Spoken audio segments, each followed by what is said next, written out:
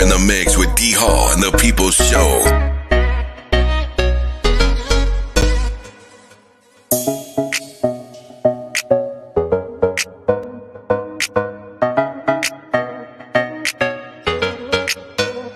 You got it locked with D.Hall on the weekend, baby. Ready? Coming to us out of studio today in beautiful Raleigh, North Carolina. He stands next to his world-famous producer, Jay York.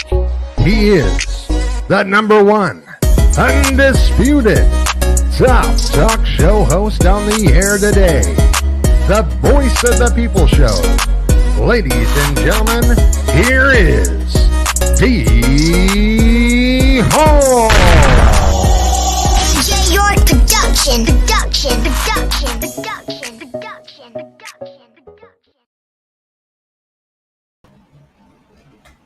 Hello to everybody. Hello. How y'all doing today? Glad y'all can make it in. It's another Sunday. We're back again with you. And today I am glad to have my man, Blea, on today. We're going to talk with Billy. Billy is a boxing promoter. We're going to talk with him. Before we do that, though, I hope everybody has a wonderful Sunday. And I'm here with you now, live, as I always come. But before we get into what we're getting ready to get into, first of all, I want to say thank my Heavenly Father for letting me being able to come on and bring you this telecast, media telecast. As we go, this video is the works of talk and discussion. This is an online talk show that educates adult audiences. Parental advisory is advised. Some things may not be edited for children. Please be advised. Watch your children.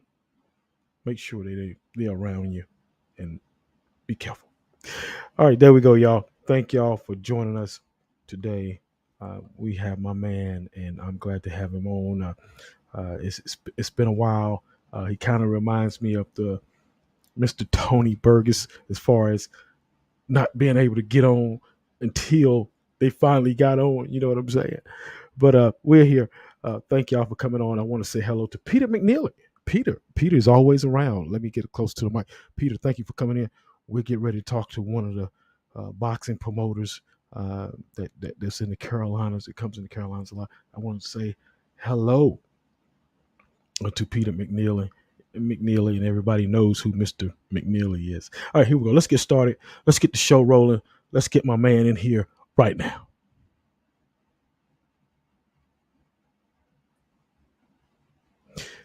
There he is. How you doing? Here. Can you hear me? Yeah, I can hear you. Yeah, okay. I can hear you. Yeah, okay. Yeah, I can hear. How you doing today? Very well. Blessed Sunday. Beautiful day outside. Living here in Chattanooga, Tennessee. Going to spend a few moments with you. Talk to the people out there. Good day. Good day. Excuse me. I like your shirt, man. It looks really neat and nice and stuff, man. I like that. But I pale in comparison when it comes to fashion next to you, buddy. First, before we go any further, Billy, I want you to tell the people who you are and where you're from. My name is Blea. I'm the promoter for Southpaw Promotions. We do shows primarily in the Carolinas, but we do them all over the South. We do shows in Atlanta, Georgia. We do shows Chattanooga, Tennessee. We partner with other promoters and do stuff on the west end of Tennessee, Mississippi, Kentucky. You know, we're all around. All around. You know what? And you guys are all around because you actually really, you be in 8 different states. You can be in 8 different states. Am I correct on that? That is correct. Okay. Yeah, okay. we're moving fast. You know, we think we have identified a metric in this industry of boxing. I like to refer to it as the minor leagues of boxing. You know, some of the kids that come through and compete on our shows, you know, you'll see them on the big stage one day, but a majority of them, you know, are just coming in for the weekend, right? And everybody understands that. And so we think we found a program, a template that helps these guys achieve their goals. Everybody's goals are different in this business now. Some just want to come out, fight, make a few dollars, get in front of the fans, maybe relive some old high school glory, college glory days. Then other kids that are legit prospects. They're using our shows to, work out the ranks, continue to work, develop, grow, improve on their skill set before they go to the big stage. And that's a good thing. What you're just talking about, Billy, how you take them and you pretty much nurture them for the big stage. And I've been to some of your shows, and I've seen what you do there. Me and JJ, of course, J York Productions. I've seen what you do there with your program, and it's really good program. Like I said, Peter McNeely is on. I want to say hello to Peter McNeely. He fought Mike Tyson. He's here right now watching us also. You didn't know that. I spoke to him before. I heard you a little bit earlier when I was in the back room. Yeah. Great. We're gonna go back a little bit because you got an extended history, not only in boxing, but you're also into the field of taking care of people, shall I say? First of all, though, Bill, how was your life? How was it like? How was your life growing up, man? Coming up, how was it? So a lot of people don't know. I was born in Boston. I was raised in South Florida. My parents kind of ran away from their parents, went up north. I was born, and they went back home to seek the help of the parents. So I was raised in South Florida, predominantly a Southern Baptist home. I spent my adolescent years at an alcohol and drug rehab program. Wow. I was not a resident, but my dad, he had his struggles in life. He did time in 3 states, 1 federal jail. So I was around that stuff. And Right. Turning Point was the name of the program. It was in Pompano Beach, Florida. My uncle was the director. My dad had been a chef by trade, and he, basically brought Dad into the fold and looked after him and helped Dad achieve his sobriety. And part of that was our family living at the facility. Wow. So that's where I kind of grew up in Pompano Beach, Florida, in the Haitian projects. They're off Dixie Highway. Right. So I'm very familiar with that environment.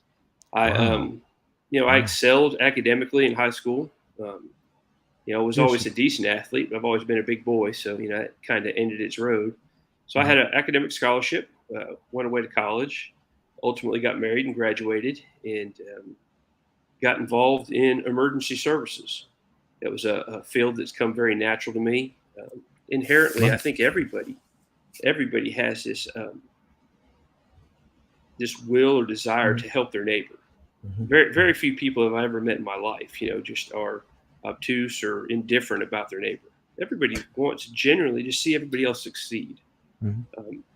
And so when I got to college, I realized that, the typical 9-to-5 job really wasn't for me. I wasn't going to go to work for an insurance company, or, I really didn't have the desire to go to school to achieve any type of significant public, be a doctor or a lawyer or some type of professional thing like that. Yeah. And so just on the side, I got involved with the local fire department and EMS, and it just kind of blossomed and went on. And, here we are 26 years later, looking at a few more short years, and we get to retire. Wow. That's magnificent, man. You started out, growing up in Florida, and I've been down to Florida, Miami, and all that, and it's a rough, rugged place down there. And you just touched on it. I was talking about you. Get ready to ask you about your college, because you got deep history in college, and also you went a long ways. You learn a lot. You got a deep background, man, real deep background, and but what interests me though, really in that background, was you played baseball. You was into baseball. How did you get into that, man? You was a baseball guy. So baseball's always been a love of mine. Growing up in South Florida, I was essentially born with a basketball. And we played basketball 24/7, 365. We played on the beach. We played at the parks. We played in the gym. It didn't matter. I never played Little League baseball as a kid. But it's something that I always loved. And so as I got older, I, would go to whatever games are in the area, whether it was minor league, major, whatever, and you develop friends. Then I got involved in an adult league, and then we had a core group of guys that we stick together. And for the last 20 years, we play, and we've gone from playing a full summer schedule to just an abbreviated schedule, to where we'll take a trip in September to Huntsville, Alabama, and we'll play in the Labor Day tournament down there. And that's our kind of our warm up for our trip to Florida in November, where we play in one of the various old man baseball World Series down there. Typically, we compete in the 35 and over division, which is a lot of teams, just like us, made of guys that are former athletes, former college players, and not myself, but, some of the guys on my team. Right. And, you just get together, have a weekend of good baseball. Well, that's good. That's good. Baseball, I used to love it when I was coming up, watching it all the time, and watching it in, the professional leagues and all that. And I saw that. I was like, wow, this guy's in baseball too. So that's good, man. That's a great thing. I want to say hello to Ricardo Barcilion out of Kinston, North Carolina, a professional fighter. I think he's fought on your card quite a few times there. And you know Ricardo. I do. I know Ricardo well. Very proud of where he's come. I actually cornered him in his last fight versus Lamar Russ. A fight that everybody really didn't give Ricardo the credit he deserved, or at least going into the fight. It was very clear at the beginning of that fight he belonged in it. Just come up short there at the end. I think he kind of ran out a little bit of gas, and he'll tell you that. But, he definitely has shown that he can compete at the upper end of the club level. Right, exactly. Peter McNeely says, if I make it alive to November the 1st, he said I would have 6 years, no alcohol, no cocaine, and a day at a time. That's wonderful, brother. Peter McNeely. Absolutely. Yeah, that's wonderful. Man, you was we're still dealing with your little history here. Okay. Your history, well, not little history because you have a big history, but you was the captain of the fire and rescue squad for over 10 years. A lot of people don't know this, but about 70% of the fire departments in the continental United States are volunteers. Right. Just in your major metropolitan cities, in your in the Carolinas, be Charlotte, in Rock Hill where we are, running our shows, they all have paid departments, a lot of them public safety, but, typically in your major metropolitan areas. Rural America is predominantly volunteer. Right. When I was a freshman in college, I went to Covenant College, Lookout Mountain. They had a volunteer fire department. Mm-hmm. And that's kind of where I got involved. And, it's not to the level that you would hold it to, some of your bigger departments, Charlotte, Mecklenburg County, for instance, the city of Rock Hill, and for where I live in Chattanooga, Tennessee, not even close to being the same. But what they did do is in Forsyth, Georgia, about 45 minutes south of Atlanta, they have the Georgia Public Safety Training Center. Okay. That is where a lot of people would go for their specific classes regarding police work or firefighting or, anything of that nature. Yeah. As a student at Covenant College, we realized that we could go down there for the weekend and they would put us up in a nice room. They would feed us 3 meals a day. They would take care of us. And when you're a poor college student, you're always looking for free meals. You're always looking for, something to get away and do on the weekends. So we kind of took this as an opportunity to kind of carpool down there, learn about the fire service, take a class or two, but get fed and taken care of. And then you come back and do your schoolwork during the week. Mm-hmm. And that's kind of how it started. I loved it. Again, fire and EMS, being a paramedic, a lot of it runs hand in hand. Okay. And run the same circle, same mentality, same general philosophies. So it came natural and I enjoyed it. And then just, I'm not one just to sit back, so I'm a little bit more assertive than your average person. And so that kind of translated into, accelerating through the ranks within the volunteer organization. Right. Okay. So it was just moseying along and just cruising along and just moving upward because you was there for a long time. I want to say hello to Latrell Knight. Latrell Knight is a Southern soul artist out of let me get it right. Was I know you're from Moss Point, Mississippi. He's been on my show twice. I don't know if he's still in Moss Point or not, but I want to say hello to Latrell. Really a tremendous person, and he's always around and watching me and coming on my shows. And I want to thank him for being a part of the program today. Also, we got people out of Texas. I want to say hello to Alicia Van Danza. I think I said it right. But anyway, she's out of Texas and she's here with us right now, watching us live. So we're reaching out a long ways right now. Yeah.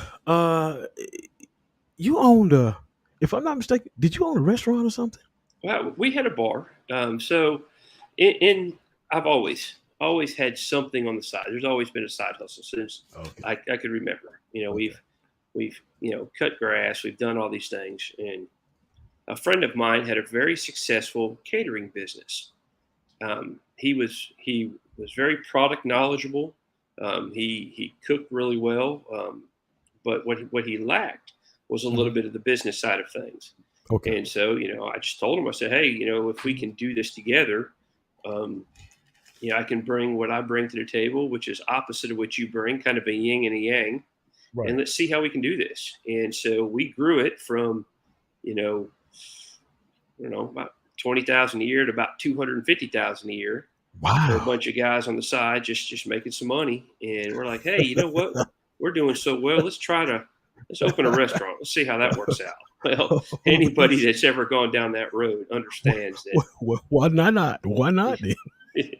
So, I've never been afraid to try anything.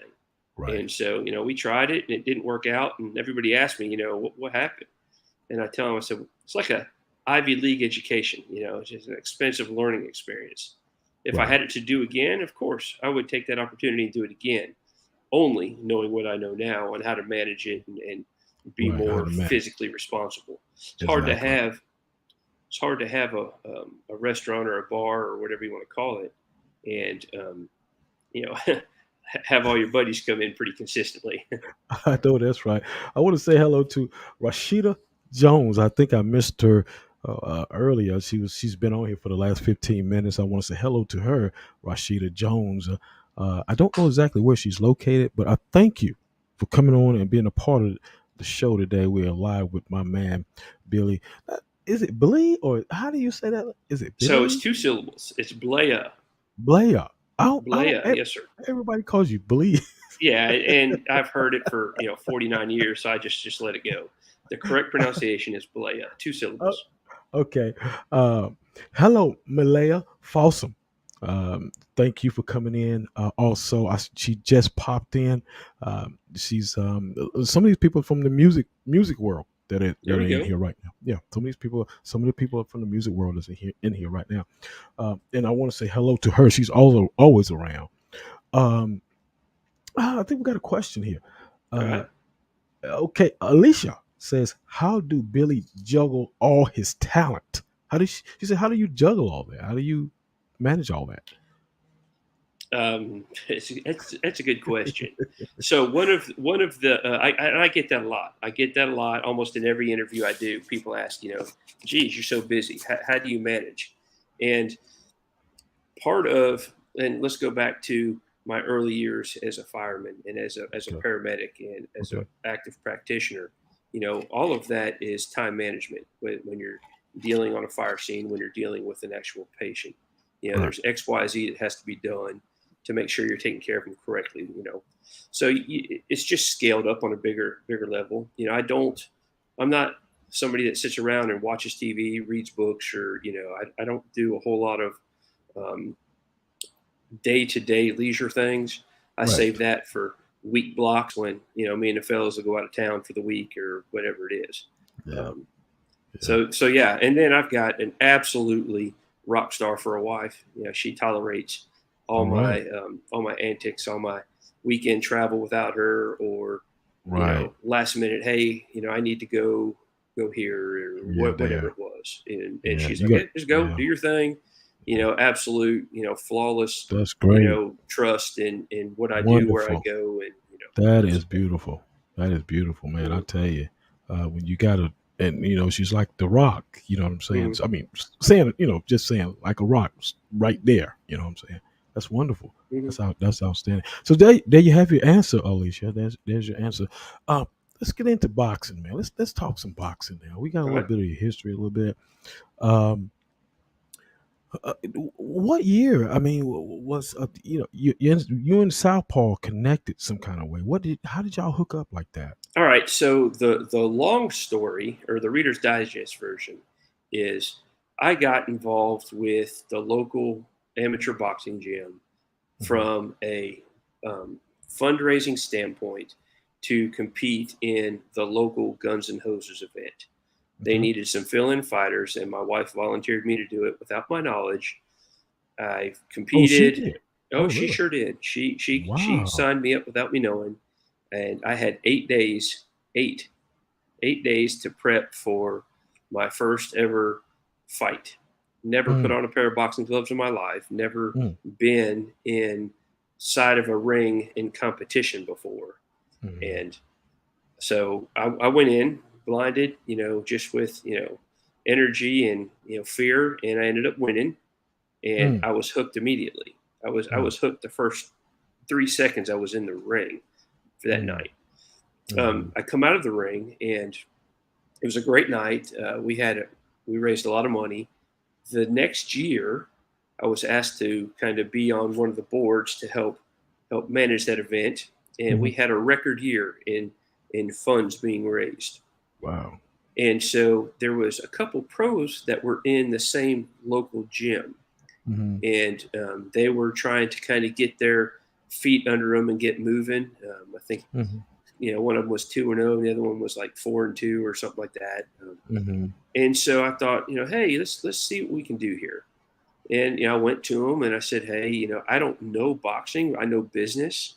Right. I said, if you give me a chance to learn, I Mhm, will get you where you need to go. mhm. And they're like, okay, let's kick it around. And that's kind of where Southpaw was created. Okay. And so we ran it for about a year. It was actually there was three of us that actually started it. I came up with it, and then two other people, and then ultimately, like a lot of things, it's more difficult when you have multiple people involved. Right. And I Yeah. found it that the more I learned about the business, the less the other partners in the business really would buy into my ultimate vision. Right. And so collectively we decided, hey, let's just go our separate ways and end on good terms, no hard feelings. And one of Right. the guys is still my best friends today. That's And great. so at that point, I guess Great. this was early 2018 is when Okay. Billy Blea took over Southpaw by himself, Wow. and just kind of went So, from there. good. And Great. we Great. had no real direction until I hooked up with a good friend of mine now, Matt Young, who is the promoter for TriStar Boxing out of Nashville. Right. I called Matt one day and I said, Matt, I said, you don't know me, I don't know you. I said, you're a boxing promoter 2.5 hours away. I don't want to compete with you. I said, I want to learn from you. I said, let me come work for you. Don't pay me. Let me come work. Teach me. And if it's not working out for you, then I'll walk away. Right. And here we are, 4 years later, combined what TriStar and Southpaw does. I don't think there's a promotion in the country that does what we do. Right. Wow. That's And, hey, y'all get yeah, that? from the Y'all from got from the very wow. beginning, Donnie, it was always this idea or this philosophy of we can do more together than we can apart. Why compete when we can grow this together? Right. Ultimately, it's about the fighter for Southpaw and for TriStar, and if we can make a little money on the back end, that's great. Let's do it. Right. We're not trying to hit the lottery on every show. Right. He's rich. Yeah. Right. There's some people are just so tunnel vision or short sighted in this business, and it's not Right. like that. Yeah. This That's boxing promotions at the club level is like playing chess.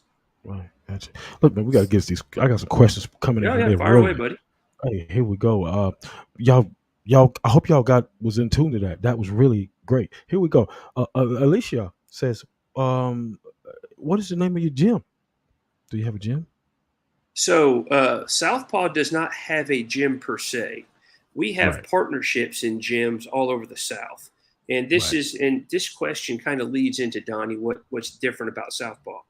How many boxing promoters do you know, Donnie? And it's rhetorical, Right. but 95% of them stay in their own city, right? Mm-hmm. They do their shows in their facility at whatever place. They stay Mm-hmm. there. Mm-hmm. We realized that, hey, for this to be truly successful, let's take that paradigm and flip it upside down. Right. Why does the promotion move from city to city and let the fighters stay local? And let's work with these fighters, teach them how to market themselves, teach them how to be on the business side of this so they don't get taken advantage of, Right. and see how big you can grow it then. That's been the key to our success, is been able to move around. Some of the fighters, they'll come and fight on our shows no matter where we are. Some of the fighters from the Northeast that come down, it's irrelevant to them if we fight in Georgia, Tennessee, or Alabama, wherever, South Carolina. But for the guys that live local in Greenville, in Rock Hill, in Charlotte, in Atlanta, in Chattanooga, Nashville, all these cities, if we can go to them and help them build up in their city, it's infinitely better for everybody. Right. And so that's what we've done. Right. Okay. So to answer the question about the gym, sorry about that. I kind of went the long way around it. So in Chattanooga, Tennessee, we have a partnership with the YCAP gym here. That's the YMCA's youth advocacy program, very big amateur program here in Chattanooga. And then we have our partnership with St. Michael's Boxing Club in Rock Hill, and what Coach Mike Englert's doing down there. Yeah, you have a great program down there. Also, the question is coming from the same young lady, Alicia. How do you get the people? How do the people get in contact with you, Billy? So here's one of my flaws as a promoter, is I really don't like to be out front. Okay, everybody, you think promoter, you think Don King of the Old, the guys that are just loud, running their mouth, creating whatever type of hype they can create around their fighters or their events. That's really not me, and I'm really trying to learn to come from out of the shadows into the front as a promoter. How do people get a hold of me? I'm on all social media platforms. We've got southpawpromotions.com. Our website's currently being updated. Those are the two primary ways to get hold of me. Okay. Another question, coming from the same young lady. She's got a lot of questions, it seems. You boxed. Did you box a little bit, right? So use that term loosely, D. So yes, I have boxed. I have competed 4 times under USA Boxing. I am 3-1 is my official record. Okay. All four have been in charity events. They're not even regular, 2-minute, 3-minute USA Boxing sanctioned rounds. Ours are, three rounds, 1 minute apiece. Get out there and the firemen beat up the police, and the paramedics kind of fill in the gaps when they have guys. Okay. To finish her question off, she said, "Did you have any serious injuries or anything like that?" No, just my pride that one time I lost. I hear you. She's also the question. Come right back with another. How long have you been a promoter? That was my question too. All right, so we touched on this a little bit before. I guess 2018 is when I first got my promoter's license in the state of Georgia. Had my first official show as a promoter on I think it was April 6th of 2018, and then we come back 2019 December in Rock Hill. That was kind of the start of my relationship with Mike Englert at St. Michael's. Right. And then, the pandemic hit and kind of slowed us down a little bit. Yeah. We had a massive, massive show, I tell you, Don. Biggest show in North Carolina history was going to happen in Fayetteville. And it shut us down because of COVID. Wow. And so, and as you know, the North Carolina Commission is still kind of being rebuilt. Yeah. But that'll take place, probably early next year or late this year. Yeah, that's great. I want to say hello to Shonda Bruton. That is my cousin. She is watching also out of North Carolina, and I'm glad to see her on. She's checking us out today and checking me out, I guess, my cousin.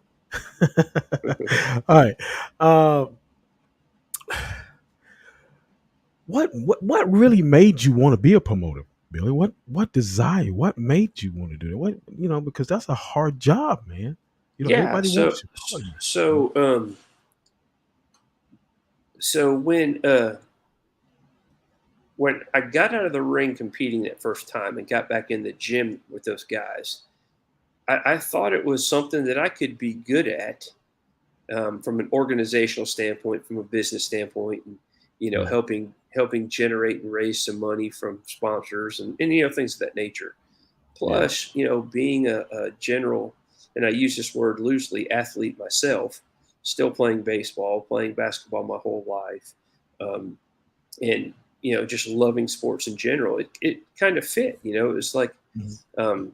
I've always wanted to work in professional sports, but I found myself in a position, um, that probably was never going to happen. Just geographically where I lived, Right. the career path that I had chosen, already having a family, all those Mhm. things. So when this came along, I thought, this looks like a something I might enjoy, Oh, yeah. and see what happens. And like I said before, I've never been afraid to try anything. So Mhm. that's what we did. Okay. Okay. Um, got another question here from Alicia. She said, "Billy, do you go back and visit your old school and college? Do you go back and ever visit them?" So I live local in Chattanooga, Tennessee. That is where, um, well, just across the border, Covenant College is Lookout Mountain, Georgia. It's the very northwest corner of the state of Georgia, Right. literally 20 miles from there. Yes, I go back and attend various athletic events, and I still have some friends that have stayed local. My college fraternity, we still meet every year. The same 8 or 10 guys. We all get together and have made that a priority in our lives. And then as far as high school, no, I've never been back to my high school for any formal occasion since I Okay. left in Okay. 1990. Okay. Um, it's tough. It's tough in the promoting and being a promoter. What would you say the hardest thing is for you, Billy, to be a promoter? What is the hardest thing for you? Unequivocally, it's saying no. I inherently, and I said this earlier, I like helping people, and I want to Mhm. see them succeed and do well. And um, you know, some people want to use the platform that you've created, um, in ways that don't really coincide with your vision, and that saying no to those people is becoming easier. I still don't like it. Right. Right. Right. Um, check it back over here. Alicia says, "Is it anything in life that you feel like you didn't accomplish or need to accomplish?" So one of the greatest regrets I have is Hmm. never doing military service. Okay. That's just a personal thing. When I came out of high school, Dad said, you had two choices: go to college or go to the military, but you're not staying here.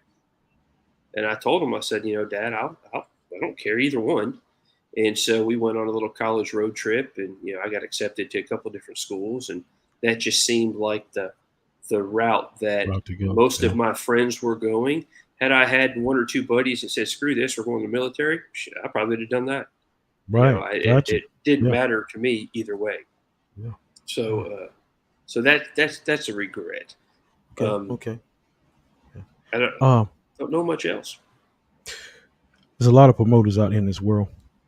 Um, who I'm not going to say your favorite, but who do you like? And, because and why do you like them?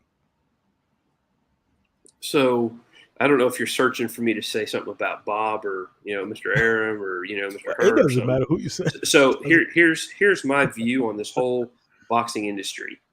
I really don't pay attention to what all those guys do. Okay. I've got my blinders on.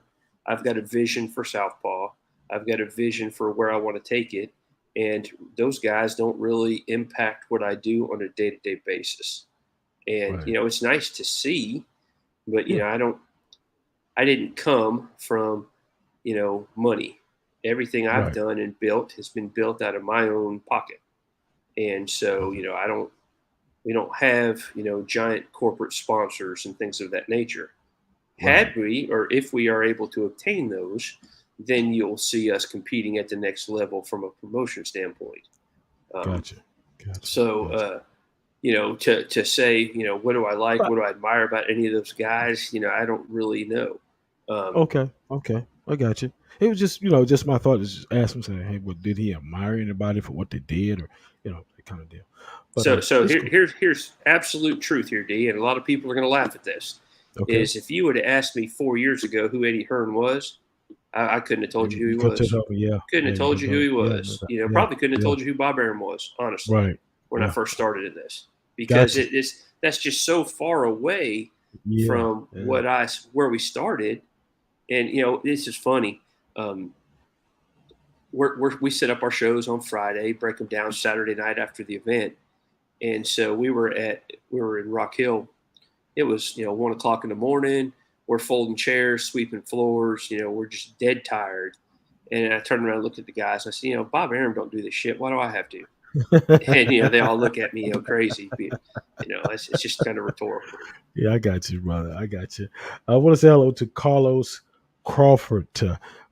Thank you for coming in. I think he owns Carlos. You got the boxing group that he's built on because he got groups you can go Yeah. to on Facebook Live. I mean, in Facebook. He is the creator, if I'm not mistaken, of that boxing group over there. But anyway, as we go further, everybody got something to do. What are your duties as a promoter? What do you try to do as a promoter? And what I'm saying, what do you do? Well, first off, is I want to have a good show.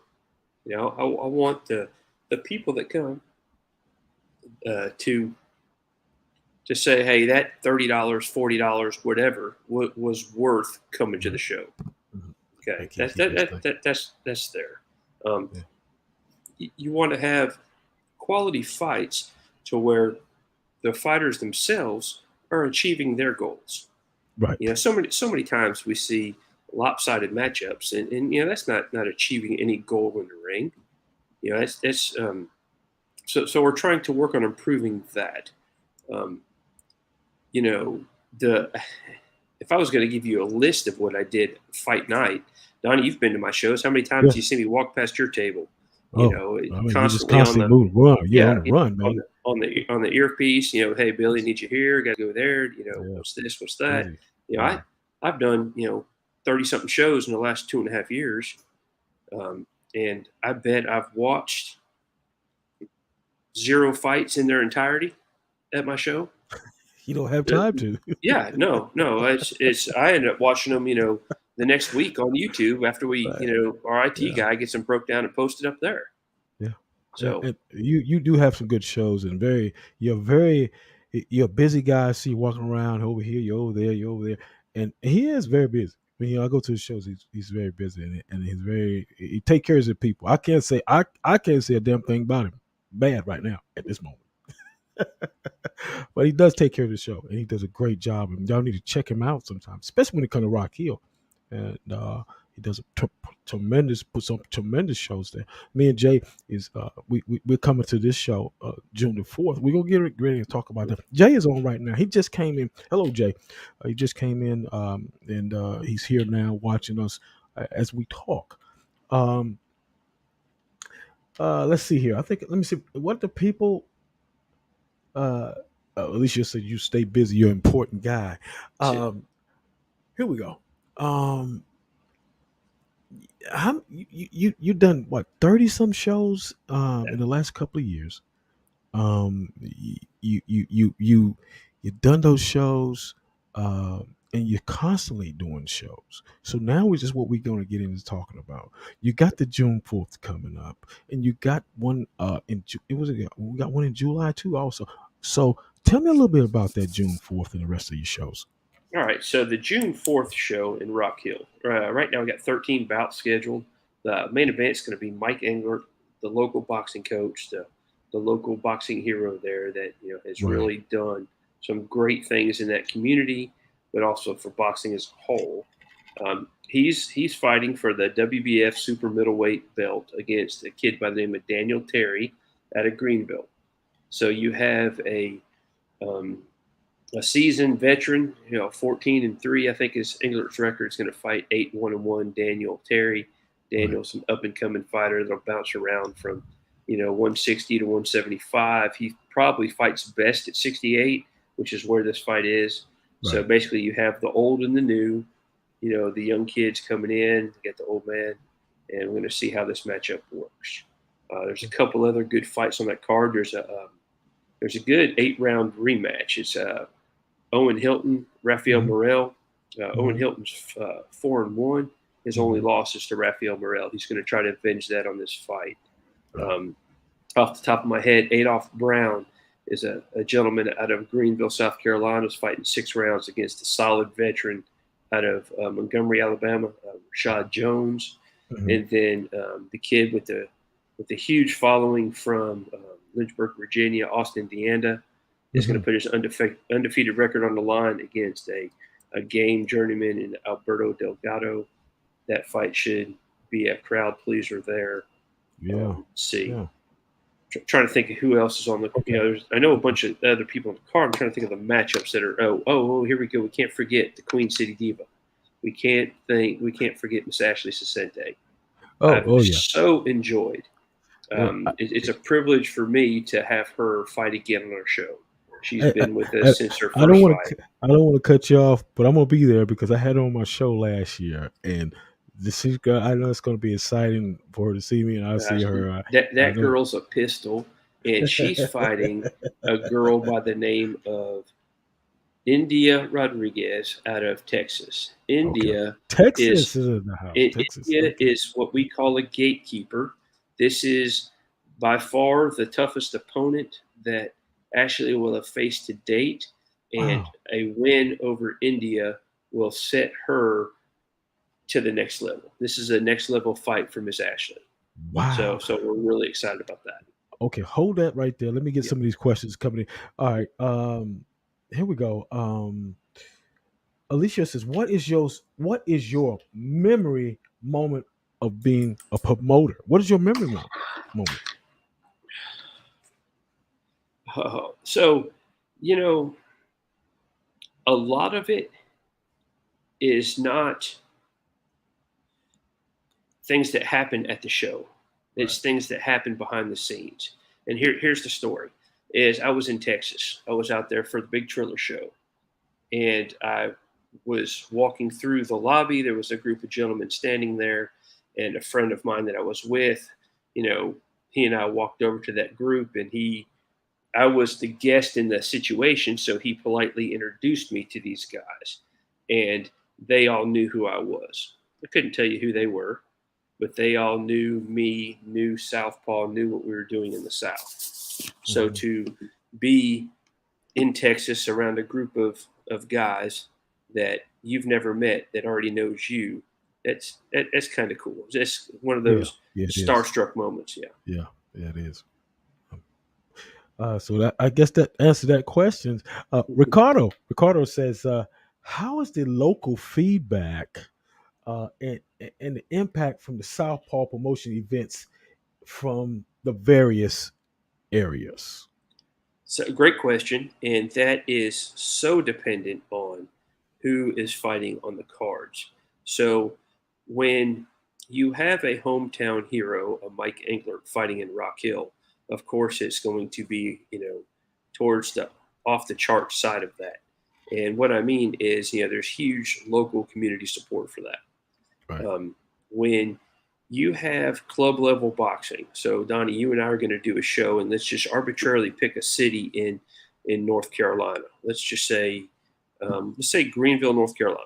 Right. Okay. I've never personally been to Greenville, but if you and I were going to do a show there, and it did not have any local fighters or any regional fighters, it probably wouldn't do too good, regardless of how well you and I promoted it. Correct? It's not like the big guys. When they bring in bigger names, or the name of the promotion carries clout. You could say you're having a top ranked show in Greenville, North Carolina, and it automatically is going to draw people just because of the name top rank without even seeing the bout card. Well, I have no misconceptions that we don't carry that type of clout when we announce we're going to do a show. We have to have local guys to do it, or we're not going to do the show. And like I said at the very beginning of this, we do this for the fighters, not for us. I don't need to go to Greenville, South Carolina, or North Carolina, and spend 4 days of travel and expenses and all the stuff that comes with doing a show. For if there's no local base there, if it's a one and done, I can do that in another city. We want to be in places that we can plant seeds. Right. It's just like a plant. You plant a seed, it grows a little bit today, a little bit tomorrow, a little bit next time, a little bit next time, and before you know it, you're bearing fruit. And so that's what we do. We go to these cities, we plant seeds, and we know it's struggle at the first 2, 3, 4 shows. But that 5th show, you got a big crowd there. People know who you are. They begin to trust that that Southpaw is going to deliver a event worthy of their attendance. Right, correct, and that's the thing, because you have to start somewhere. You have to build yourself, just like me. I've been at this thing for almost soon to be 4 years, and we have got a lot of people that know who we are now. When we step into a lot of different places, so you're right. You have to build. You have to work at it steadily. Here we go. Peter McNeely. Dang, I keep hitting my mic. Peter McNeely says, as the little more experienced guys in the 8 rounders needed, Billy. He said more. I guess he said it's more experienced guys that are needed in the 8 rounders, and these promotions have to happen. Yeah. Those promoters, you guys, you got little that's coming up. You build them up and you keep them rocking and rolling. He said, thank God he fought down south. He built his career up on the way to fight Mike Tyson. Yep. I know that's right. How big is that relationship with St. Michael's Boxing Club? It's family. How big is it? It's family. It don't get any better than that in my eyes. Some people say family and they're like, oh shit, family. To me, that's a run to thing. I'm going to do stuff for family before I do it for anybody else. Gotcha. I'm very close with my children, my adult children. Very close with my sister, my nieces, my mom. We're still a very, very tight family. We do a lot of things together. We don't do things intentionally without each other. Right. And so when you ask me about that, that's the best way to describe it is family. Great. Who's some of the fighters you like? You got any particular fighters that you like as a promoter? I mean, just general talking, So, I'm going to talk about the guys we got at St. Michael's. There you go. And we're just going to start off the top of the list. We got Stanley Wright, the big guy, the big heavyweight out of Charlotte, 10-0. He's working hard to improve his craft and work on the things he needs to do to get to that 8-round level, like Peter was talking about. We got Charles Garner. He's a lightweight. Oh, yeah, super Charles lightweight. Garner. Yeah. Let me stop you right there, Billy, because that Charles Garner, Kelvin King. When was that match? Is that match coming this year? That match will happen if everybody can get on the same page. Okay. And it has very little to do with money. It has everything to do with weight. Okay, here we go. Right. And I'm going to say it right here. And this way, there's no speculation. Everybody could just understand that if Calvin King's team will agree to fight at 140 pounds, the contracts can be sent out. Let me text Kevin right now. Let me let me That's a fight. So listen here, D, and this is no secret. We've talked about this fight in the past, and unfortunately, Charles got hurt.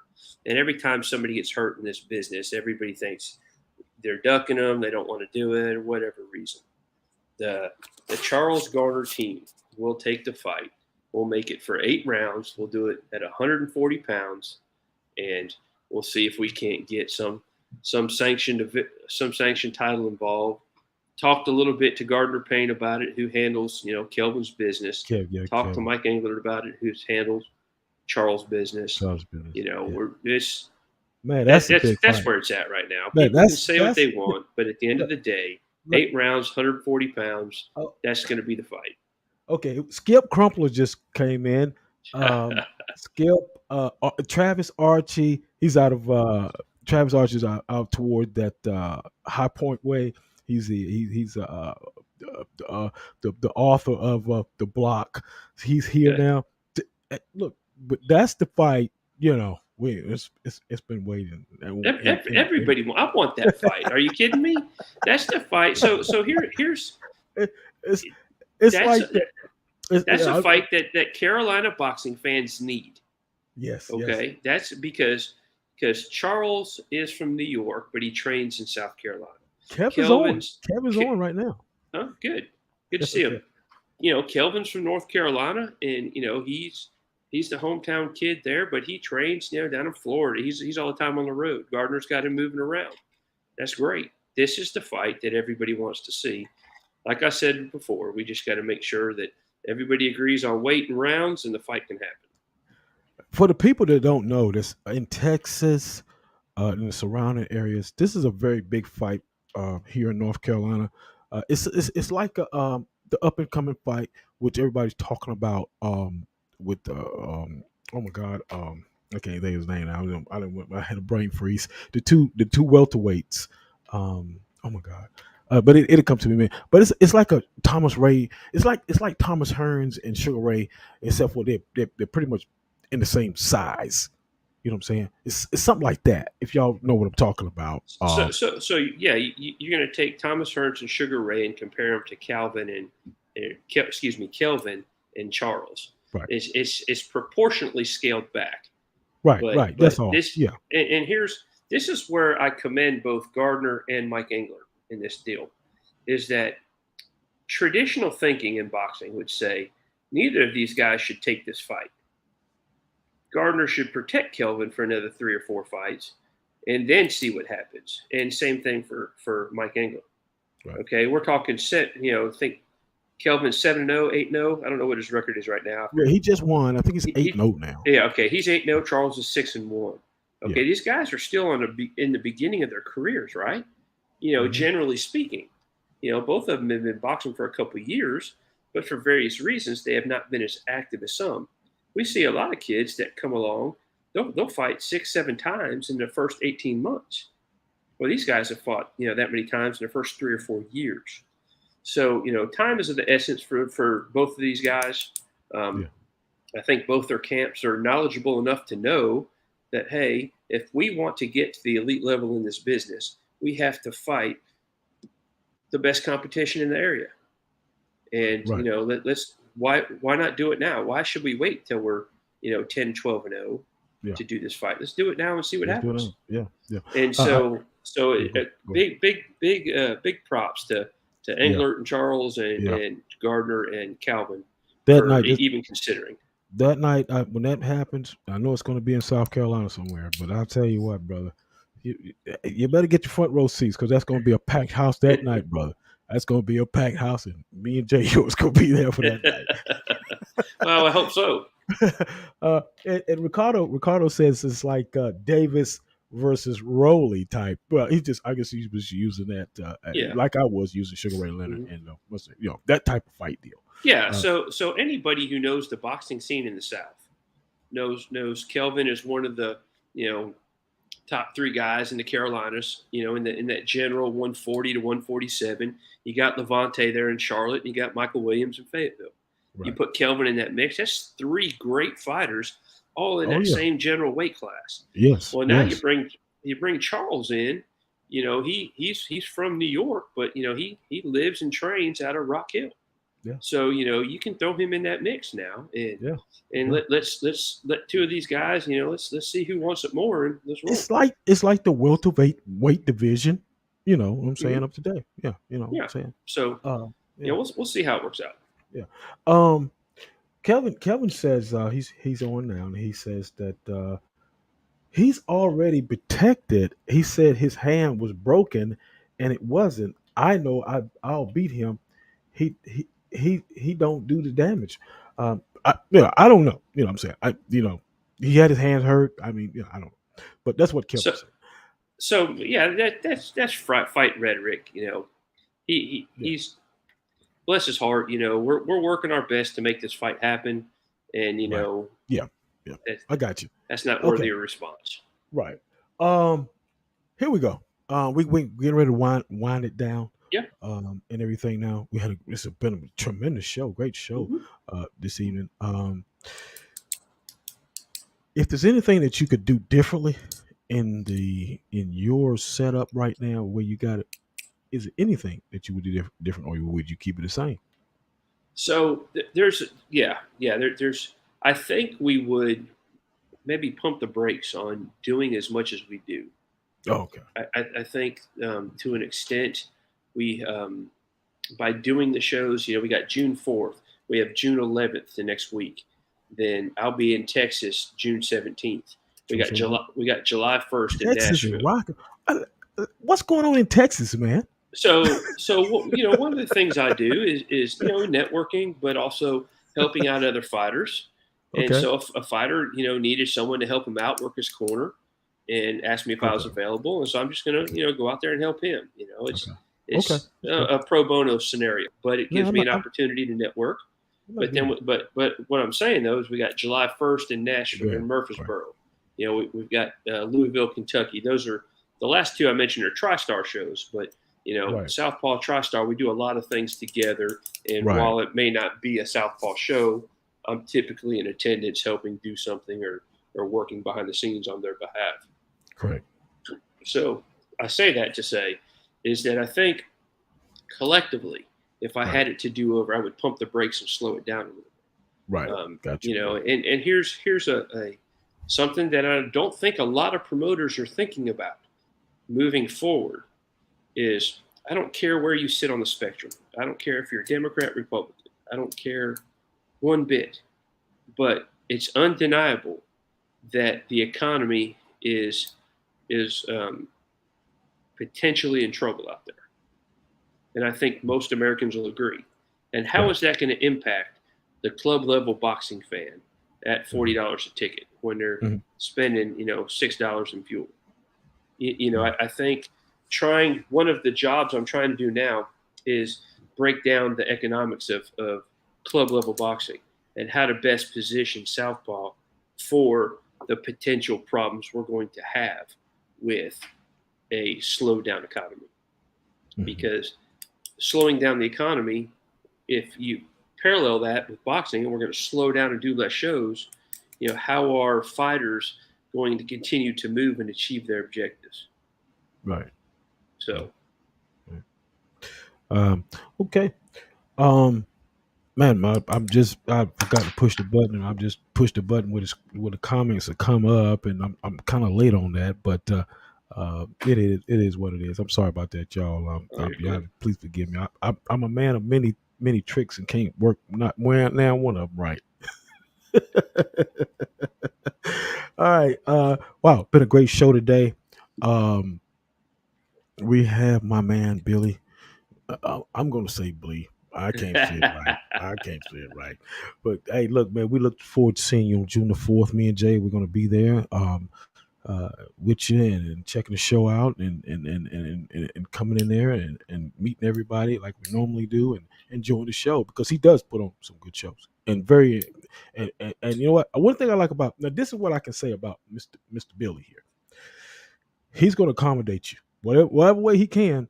He's going to accommodate you to the fullest. As long as it's in the right way. I can say that. I can say that. And he's a good guy, and he will accommodate you the best way that he knows how. because he treats you fair, and I appreciate that. And he recognizes who you are, and I like that. I really do. I really appreciate him for doing that. And I got a big ups to him, and me and Jay. We really appreciate you, man, for what you do in the Carolinas, both Carolinas, and wherever else you may be going, brother. We appreciate you. Wait till North Carolina opens up. That's gonna create a whole new avenue.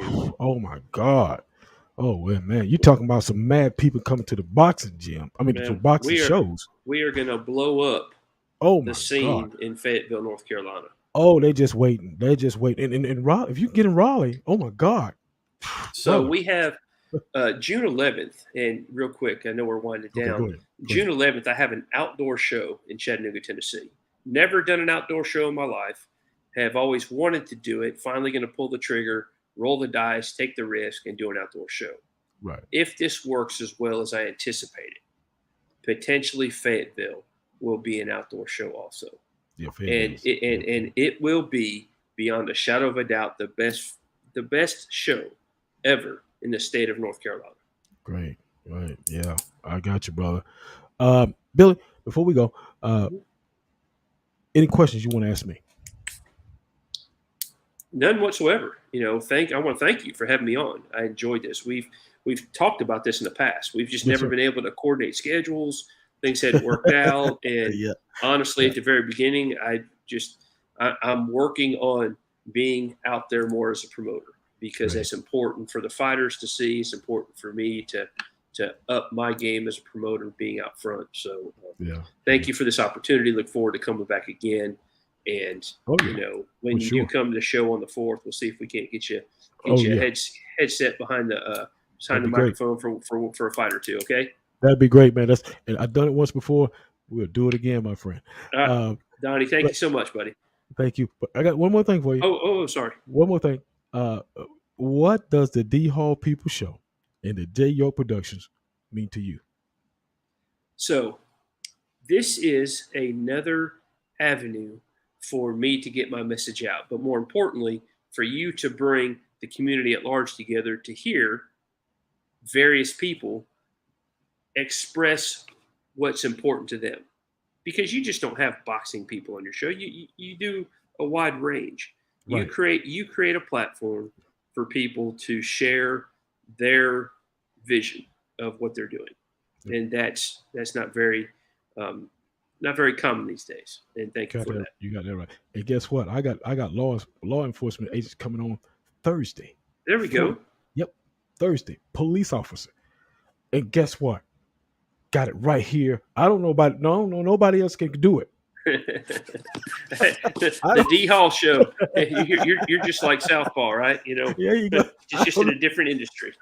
That's it, brother. There you go. Billy, it was great talking to you, man. We'll see you next time. We'll see you June the 4th, Rock Hill, South Carolina, via J. York, man. Thank you so much, Billy. Thank you, Donnie. Have a great night. You too, brother.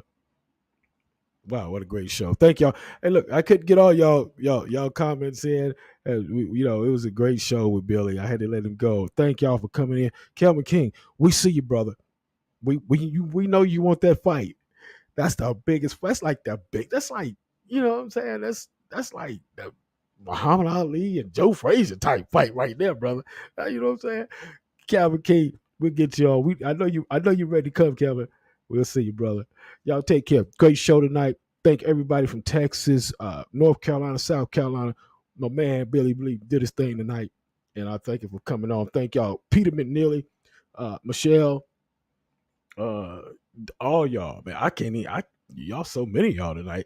We appreciate you. Appreciate y'all, man, so much. Y'all have a good evening. We'll see you Thursday. We get ready to talk. We're gonna have law enforcement in here Thursday. We go real deep Thursday, y'all. We'll see you. All right, take care.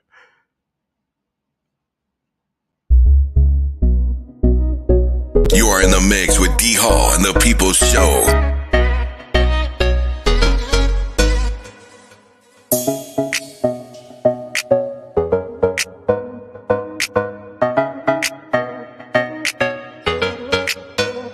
You got it locked with D.Hall on the weekend, baby. Ready? Coming to us out of studio today in beautiful Raleigh, North Carolina. He stands next to his world-famous producer, Jay York. He is the number one, undisputed, top talk show host on the air today. The voice of the people show.